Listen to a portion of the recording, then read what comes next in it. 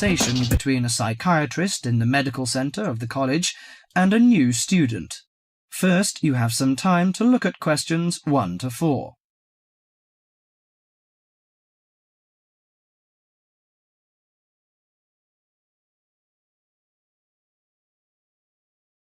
Now listen carefully to the conversation and answer questions 1 to 4. Hello, sit down, please. Thank you. Now, you are a new patient, aren't you? Yes, that's right. OK, so I'd better get some basic details down first. Right, we'll start with your name. Martin Hansen. Do you spell that S-O-N or S-E-N? Hansen. OK, and you're a first-year student? Yes, I am. Study in? Electronics, actually. I hope you enjoy it. Thanks. And your address? 2805 Hesperian Avenue, Hayward. 2805 and Hesperian. Yes, that's Hesperian. Hayward, Hayward. And your phone number? 734-246-55. 734-264-55. No, you got the 6 and the 4 the wrong way round. It's 246-55. Huh? Sorry, right. And, when were you born? The 15th of June, 1986. Here in New Zealand? No, I was born in Sydney.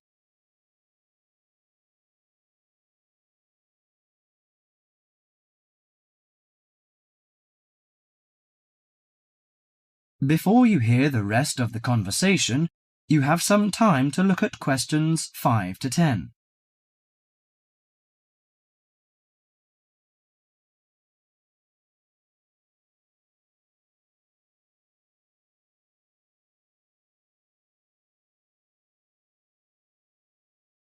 Now listen to the conversation and answer questions 5 to 10.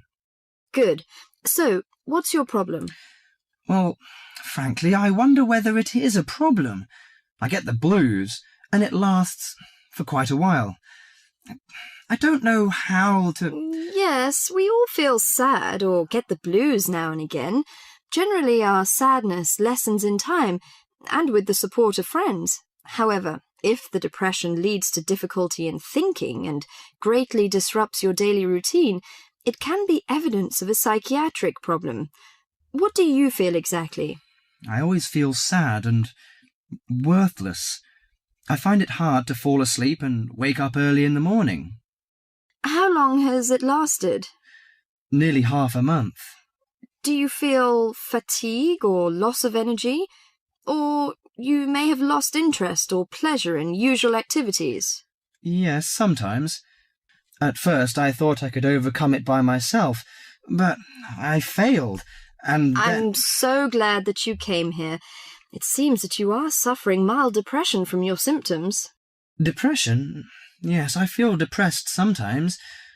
But why would I... Depression may occur as a result of biochemical changes in the body.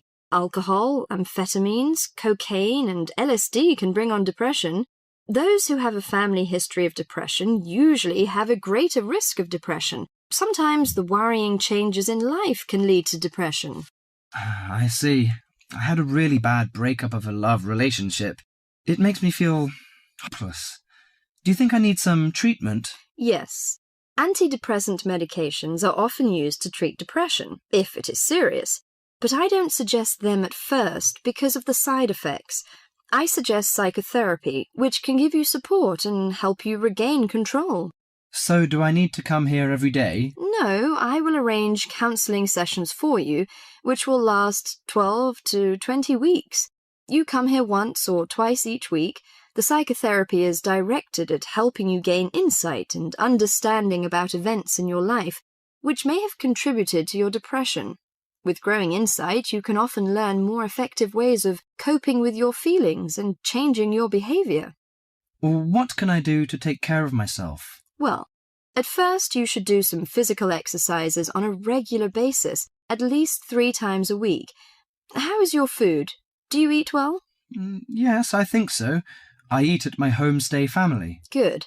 Find a hobby or a positive recreational activity to participate in once or twice a week. I know it's difficult for you, though. When you feel it's hard to overcome the depression, come to the counselling session. Remember, ask for help if the load is too heavy to handle.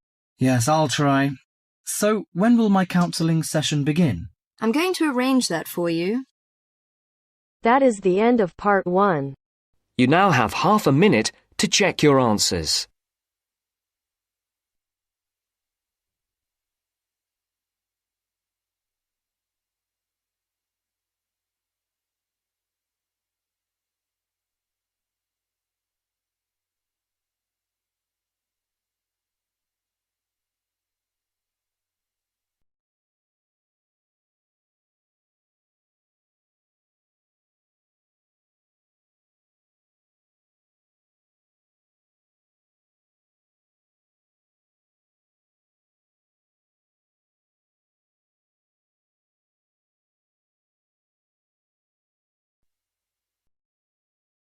Part 2. You will hear part of a local radio program about fighting air pollution in Canadian towns. First, you have some time to look at questions 11 to 14.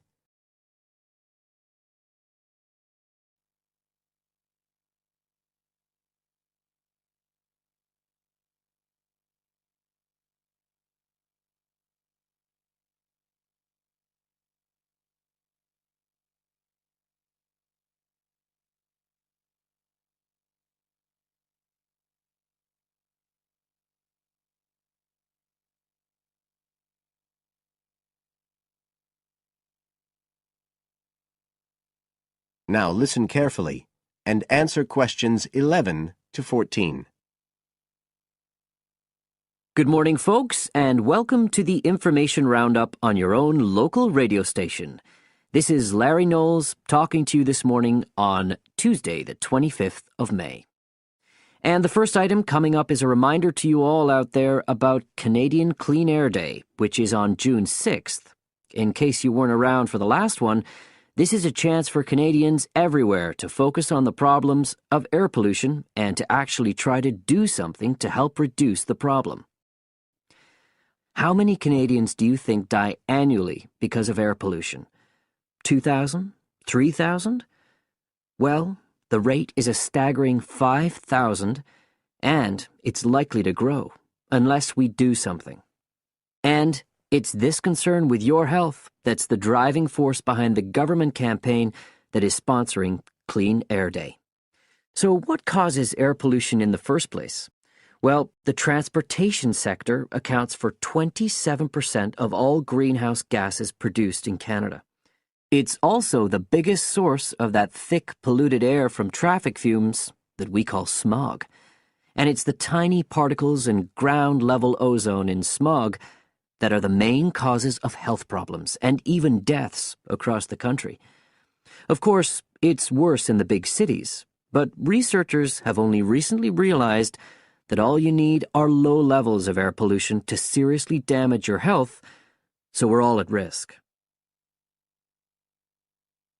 You now have some time to look at questions 15 to 20.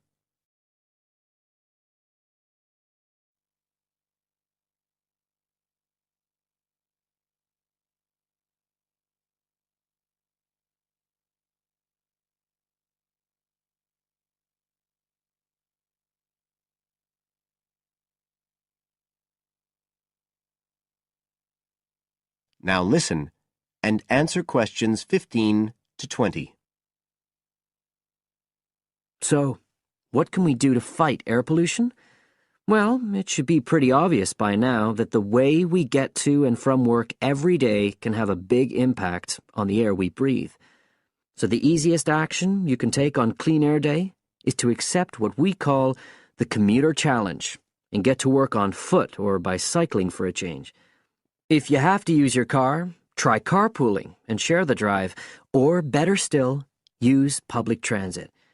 If everyone tries this for just one day, you'll be amazed by the difference it can make to the air in our towns and cities. But there's more you can do to improve air quality. For example, you can plant trees. And if you don't have a garden, then you can do your bit in other ways.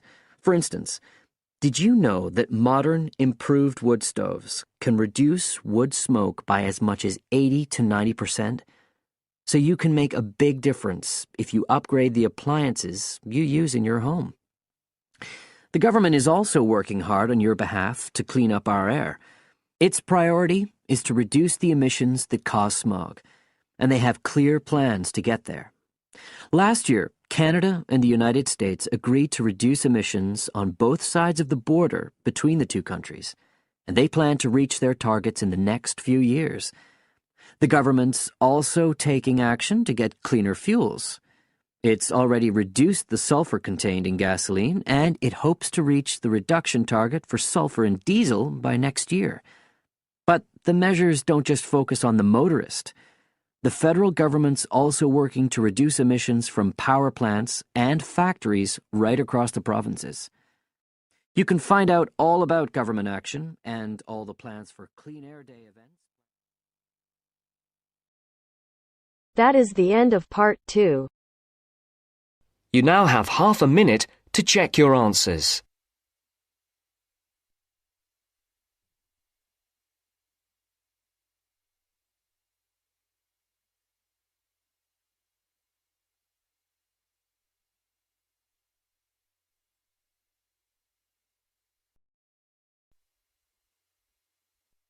Now turns to part 3.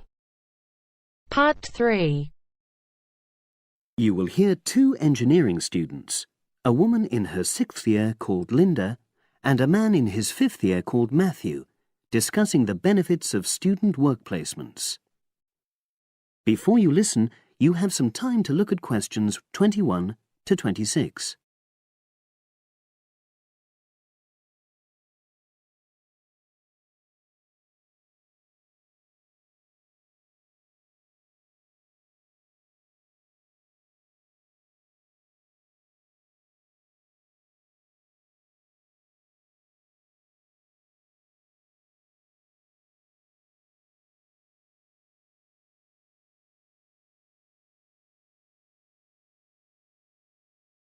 Now listen and answer questions 21 to 26.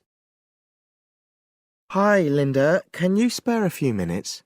Hello, Matthew. No problem. I just wanted to talk to you about temporary work placements. I've never really thought there was a good reason for doing one. I've got some savings, so I don't really need the money at the moment. But I've had an email from the university about a vacancy that looks quite interesting. You did a placement last year, didn't you? I did, yes. In my case, I wanted to find out if I was making the right career choice before I began applying for permanent jobs. I thought I wanted to work in car manufacturing, but I wasn't sure, so I applied to Toyota. What was the application process like? Lengthy.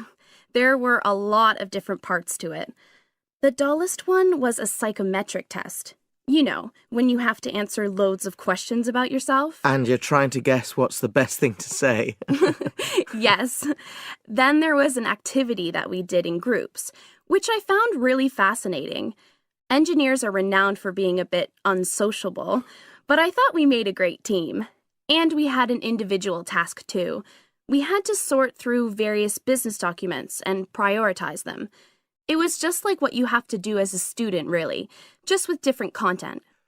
What exactly were you doing on the placement? I was helping to design some diagnostic software to identify any waste in the car assembly process. Do you mean waste of materials? No, time. Anything that can speed the process up helps to cut costs. How did the work placement compare to being a student? Was it hard work? Yes, it was. I'd had full-time work before. I've done various unskilled jobs during university holidays, and some of those involve long hours. So I thought I'd find it easy. I was wrong, though. I think when you're on placement, you're always trying to prove yourself. So you push yourself hard to succeed? Yes. But I got a lot of support from my employers. They were always helpful. And then, at the end of the placement, I was given formal feedback. Do you mean on your engineering ability? Well, no. I didn't really need that because we had team meetings every other day. And so I had the chance to discuss technical issues and ask about anything that wasn't clear. The evaluation was about general workplace things, like organizational ability, initiative, that sort of thing. I get the impression you think you benefited from the placement. Well, the best thing is that they've offered me a job for next year. Depending on my exam results, of course, but still. A permanent one? Yes. But apart from that, I learned so much. The industrial environment was much more demanding than the academic one, so my general skills improved, like time management, meeting deadlines. And on the technical side, I learned new software packages, like MS Project. Well, I think you've convinced me that work placements are worthwhile, but while you're here, can you give me advice on something else? Before you hear the rest of the conversation, you have some time to look at questions 27 to 30.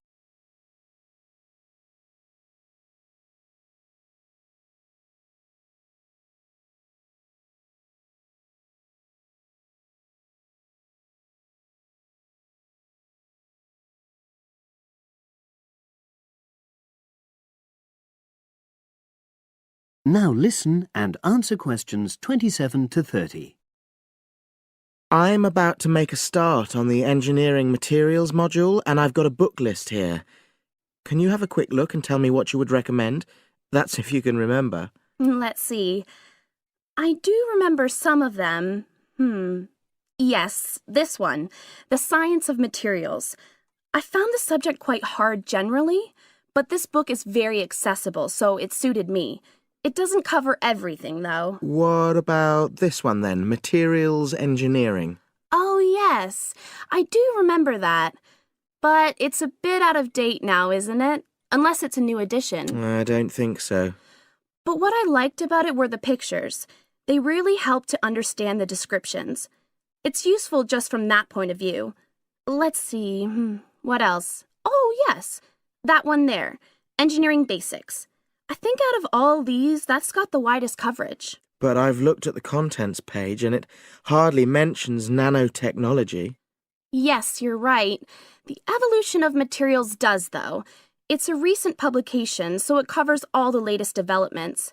It's a bit thin on the 1960s, though, and that decade was quite important. Well, it sounds as if they all complement each other in some ways. I don't suppose you can lend me...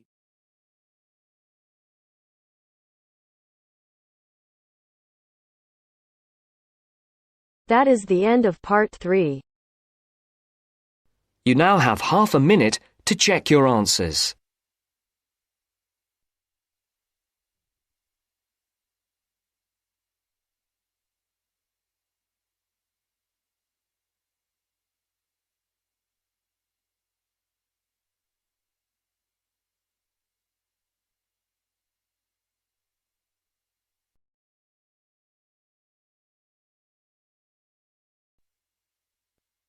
Now turns to part 4. Part 4. You will hear a presentation by a student about a website she has designed for a supermarket. First, you have some time to look at questions 31 to 40 on pages 113 and 114.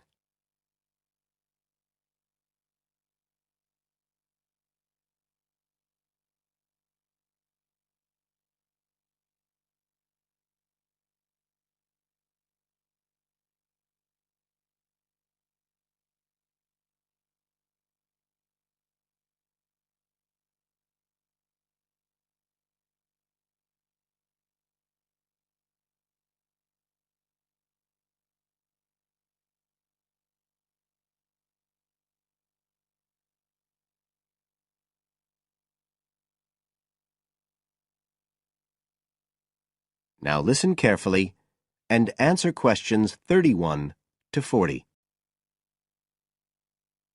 For my website design project, I decided to approach SuperSave supermarkets because I have an evening job at the supermarket, so I already have a slight insight into their organisational goals and workings. The field research for my project was in 2 stages. First, I had an interview with Mr. Dunn, who is in charge of SuperSave's customer care department. I discussed the project with him in order to identify the supermarket's requirements. Mr. Dunn said customers are often unwilling to make a face-to-face complaint when they've experienced difficulties with a product or a member of staff or anything related to the supermarket. So he said a website which allowed members of the public to get in touch with the organisation and bring the problem to their attention in a private manner might be very useful, and we agreed that I'd work on this. For the second stage of my research, I devised a questionnaire to put to SuperSave customers. I needed to find out about the customers' experiences of problems together with their attitudes towards making complaints, both directly and indirectly. I used a mixture of closed questions, such as, have you ever experienced a problem at any SuperSave store? And open questions, such as, what would you find helpful about a customer complaint website? I decided to do interviews rather than rely on distribution of the questionnaire, as I felt this was likely to lead to a higher take-up rate. I visited 4 SuperSave stores, 2 in the city centre and 2 in the outskirts, and altogether I interviewed 101 respondents. Then finally, I analysed the results.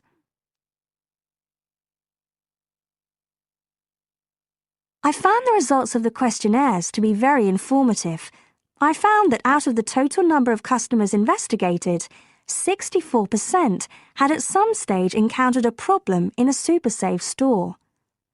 Out of these people, the vast majority said that they hadn't reported the problem to any member of staff. They just kept it to themselves. The next thing I tried to find out was why they hadn't complained. Well, about 25% of the people I interviewed said the reason was that they couldn't be bothered, and a slightly smaller percentage said that they didn't have enough time. But 55% said the reason was that they felt intimidated. I finally asked if they would be more likely to complain if they didn't have to do it face-to-face, and nearly everyone I asked said that they would, 95% to be exact. I then set about designing the website to meet these needs. Once I'd completed the website, I made another appointment with Mr. Dunn to find out what he thought of it. Mr. Dunn said he felt that the pages would benefit his organisation by giving customers a new way of expressing their complaints and by making it easier to collect complaints, identify specific places where service and customer care were not as good as they should be, and act upon them accordingly. SuperSave is already a highly customer-orientated organisation, and he thought our website would be an excellent addition to their customer care effort. This is all well and good, but there still remains the general problem with websites, that there's the lack of access to online computers. Surprisingly, in my survey, I found that 88% of those interviewed had access to the internet, which I felt was quite high. But this access wasn't always direct. For some people, it was through their children and grandchildren and neighbours and so on, rather than being readily available in their own homes. This could prove to be a major drawback to the site, but it is still better to have it now to get the edge over competitors, however slight, and in the very near future, it is expected that almost everyone will have direct access to the internet. Another thing to consider is that at the moment I can only base our conclusions on data gathered from a tiny fraction of the supermarket's customer base. In order to get a better idea of how the site is doing and to see how well I have met my objectives, the site will need to have been up and running for at least a few months. After this time, it'll be possible to see whether or not people are actually using the site and if it's helping to make improvements to their customer service. It would also be interesting to study the effect of the site on staff at the supermarket. Morale could be dented as more complaints come in. Staff may feel they are being unfairly criticised and that there is no need for another way for customers to complain. But also, the site could boost morale by making staff come together to overcome the constructive criticism, and they may gain more job satisfaction by knowing that they are making a difference to the customer. So, overall, I feel my website has met my objectives, but there is scope for improvement and expansion. Are there any questions? That is the end of part 4.